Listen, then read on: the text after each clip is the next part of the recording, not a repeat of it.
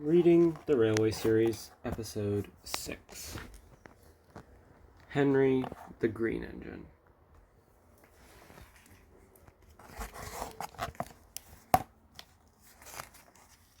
I'm terribly sorry for posting this one so late.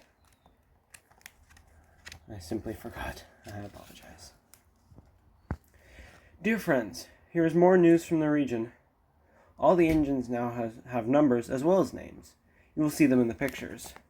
They are as follows: Thomas 1, Edward 2, Henry 3, Gordon 4, James 5, Percy 6.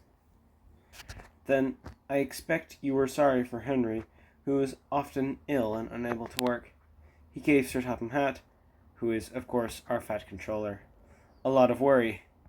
Now Henry has a new shape and is ready for anything. These stories tell you all about it. The author. Oh dear. I'm terribly sorry. Story number 1. Coal. I suffered dreadfully, and no one cares, said Henry. Rubbish, Henry, snorted James. You don't work hard enough. Henry was bigger than James, but smaller than Gordon. Sometimes he could pull trains, sometimes he had no strength at all. The fat controller spoke to him too. You are too expensive, Henry. You have had lots of new parts and new paint too, but they've done you no good. If we can't make you better, we might have to get another engine instead of you. This made Henry, his driver, and his fireman very sad. The fat controller was waiting when Henry came to the platform. He had just taken off his hat and coat and put on overalls. He climbed to the footplate, and Henry started. Henry's a bad steamer, said the fireman. I've built up his fire, but it doesn't give him enough heat. Henry tried very hard, but it was no good. He had not enough steam, and they stopped outside Edward Station. Oh dear, thought Henry sadly. I shall have to go away. Edward took charge of the train. Henry stopped behind. What do you think is wrong, fireman? Asked the fat controller. The fireman mopped his face. Excuse me, sir, he answered, but the coal is wrong. We've had a poor lot lately, and today it's worse. The other engines can manage. They have big fireboxes. Henry's is small, and he can't make the heat.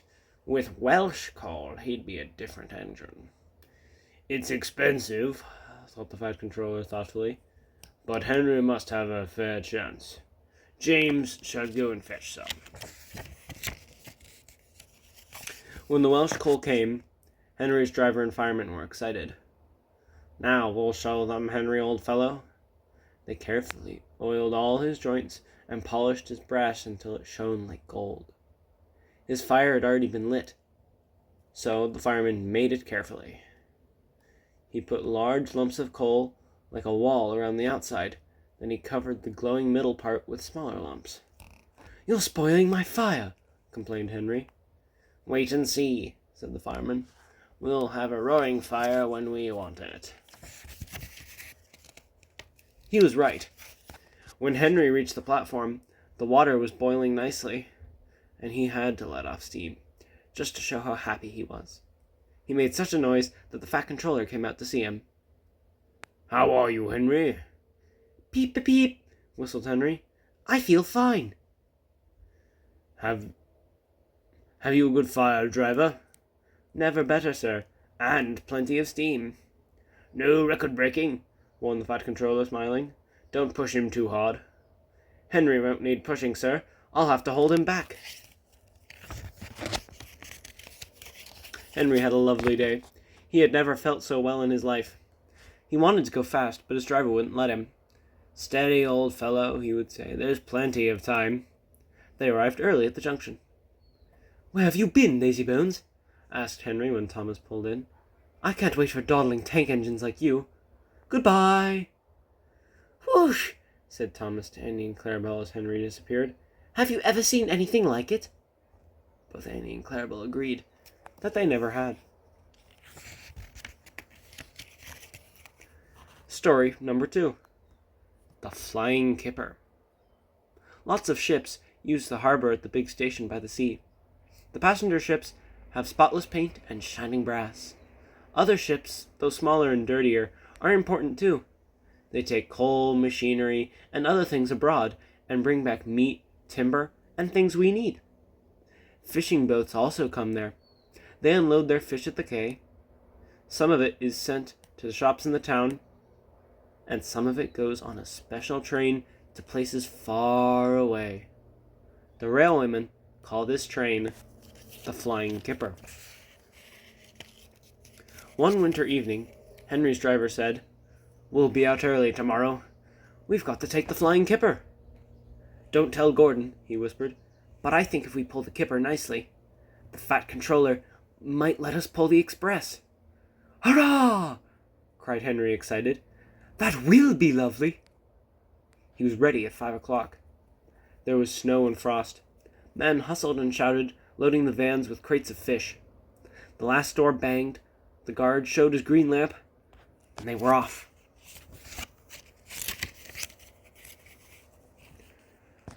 Come on, don't be silly, puffed Henry to the vans, as his wheels slipped on the icy rails. The vans shuddered and groaned. Truck trick, all right, they answered grudgingly.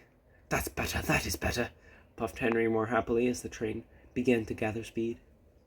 Thick clouds of smoke and steam poured from his funnel into the cold air, and when his firemen put on more coal, the firelight shone brightly on the snow around. Hurry, panted Henry.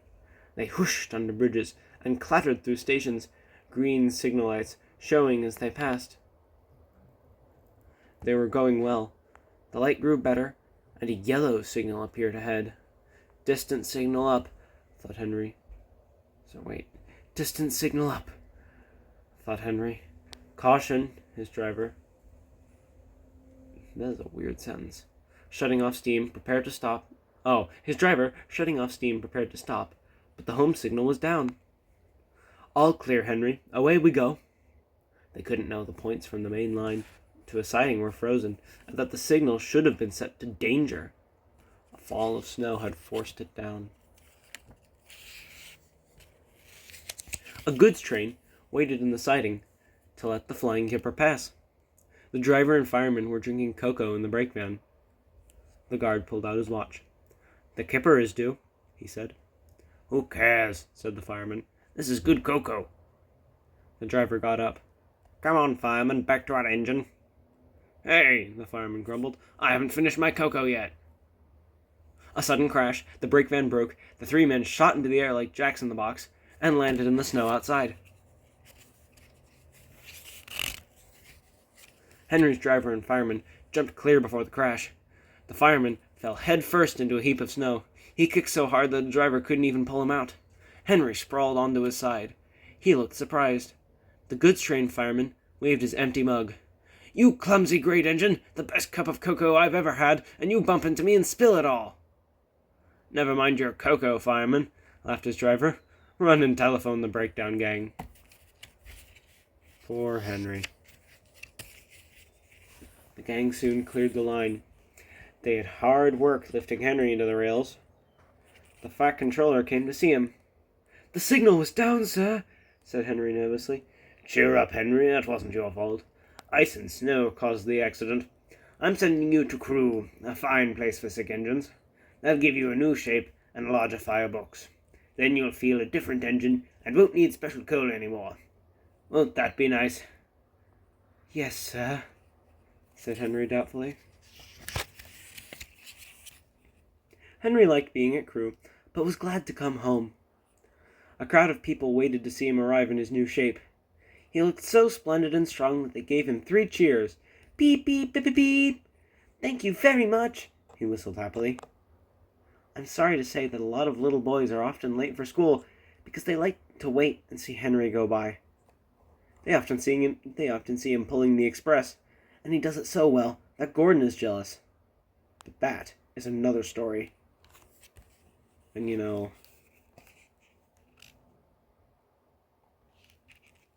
think we found our cover illustration. Story 3. Gordon's Whistle. Gordon was cross. "Why should Henry have a new shape?" he grumbled. "A shape that's good enough for me is good enough for him. He goes gallivanting off to Crewe, leaving us to do his work. It's disgraceful. And there's another thing. Henry whistles too much. No respectable engine ever whistles loudly at stations." "It isn't wrong," said Gordon, "but we just don't do it." Poor Henry did not feel happy any more. "Never mind," whispered Percy. "I'm glad you're home again, and I like your whistling."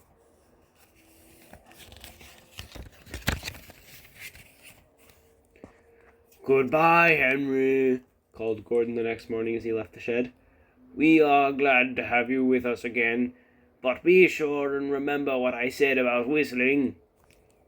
Later on, Henry took a slow train and presently stopped at Edward's station.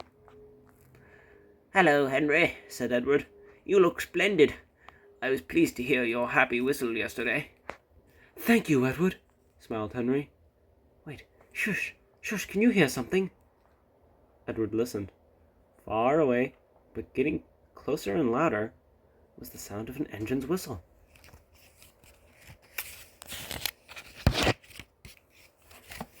"It sounds like Gordon," said Edward. "And it ought to be Gordon, but Gordon never whistles like that." It was Gordon. He came rushing down the hill at a tremendous rate. He didn't look at Henry, and he didn't look at Edward. He was purple in the boiler, and whistling fit to burst.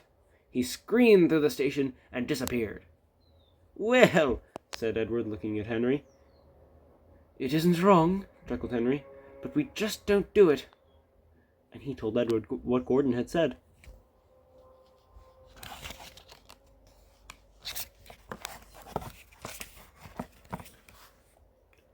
Meanwhile, Gordon screeched along the line.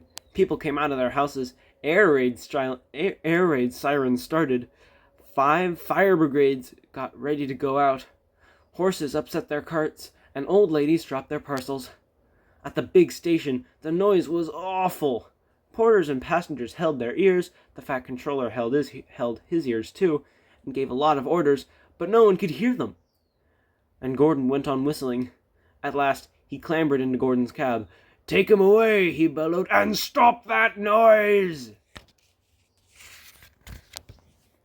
Still whistling, Gordon puffed sadly away. He whistled as he crossed the points, he whistled on the siding, and he was still whistling as the last deafened passenger left the station. Then 2 fitters climbed up and knocked his whistle valve into place. And there was silence.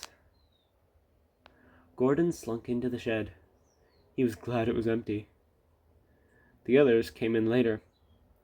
"It isn't wrong," murmured Henry to no one in particular, "but we just don't do it." No one mentioned whistles after that.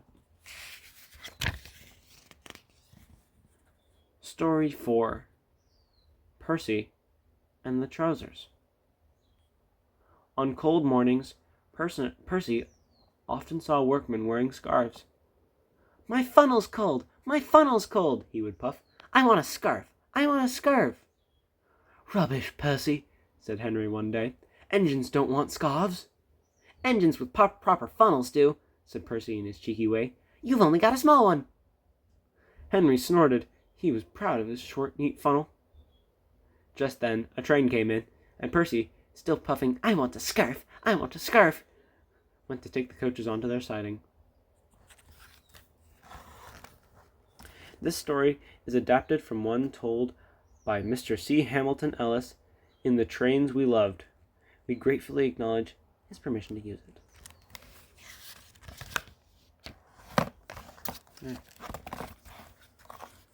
Okay. Sorry. His driver always shut off steam just outside the station, and Percy would try to surprise the coaches by coming in as quietly as he could. 2 porters were taking some luggage across the line. They had a big load and were walking backwards, so to see that none of it fell off of the trolley. Percy arrived so quietly that the porters didn't hear him until the trolley was on the line. The porters jumped clear. The trolley disappeared with a crunch. Boxes and bags burst in all direction. Does that say Sir Topham Hatt? No, that can't be good. Groaned Percy and stopped.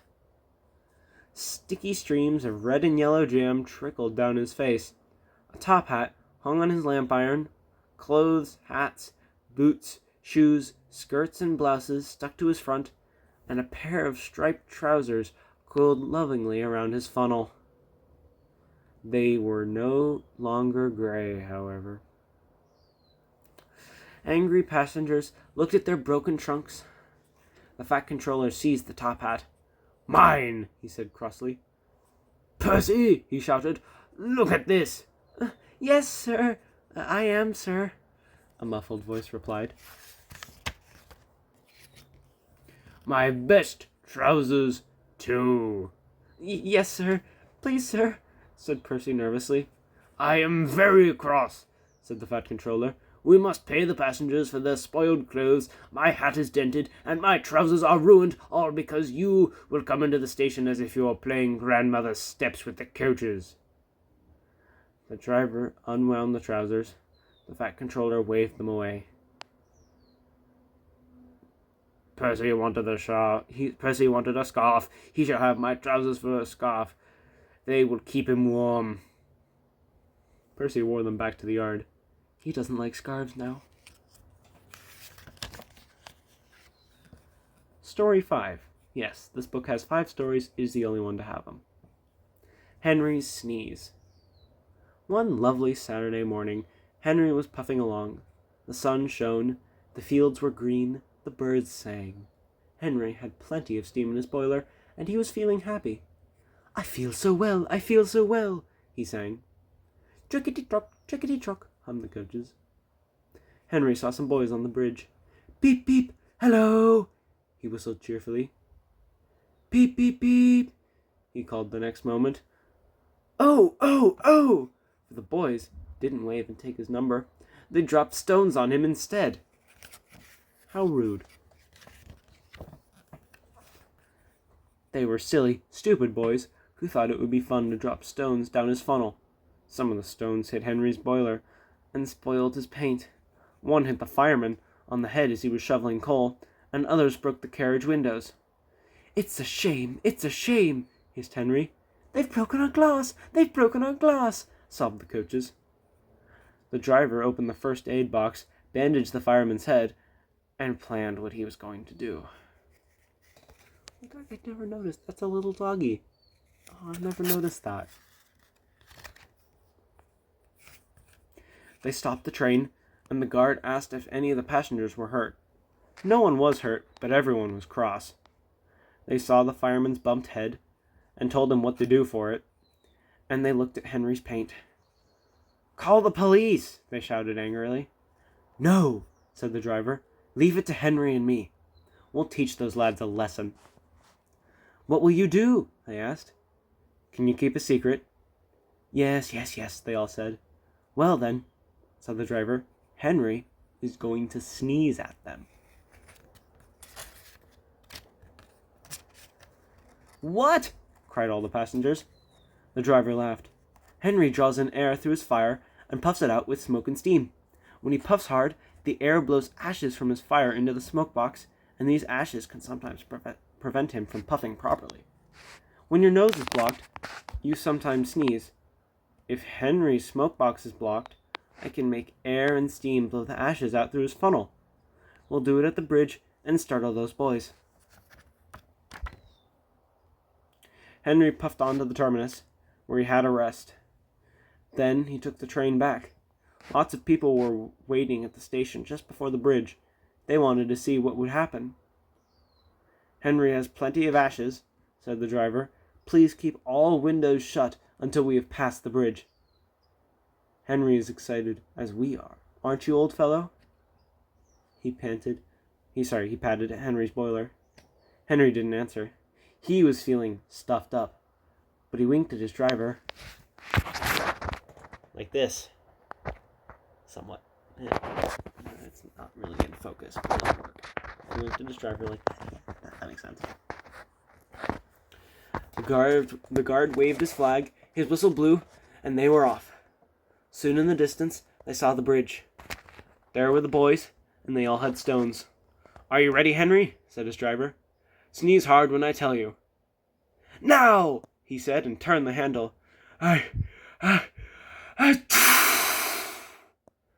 Smoke and steam and ashes spouted from his funnel. They went all over the bridge and all over the boys, who ran away as black as soot. "Well done, Henry," laughed his driver. "They won't drop stones on engines again. Your coat is all black, but we'll rub you down and paint your scratches, and you'll be as good as new tomorrow." Henry has never sneezed under a bridge again. The Fat Controller doesn't like it. His smoke box is always cleaned in the yard while he is resting. He has now gone under more bridges than he can count. But from that day, there has been no more boys with stones. I hope you enjoyed my reading of Railway Series Book Number 6, Henry the Green Engine. And again, I'm terribly sorry for posting this so late. Have a good day.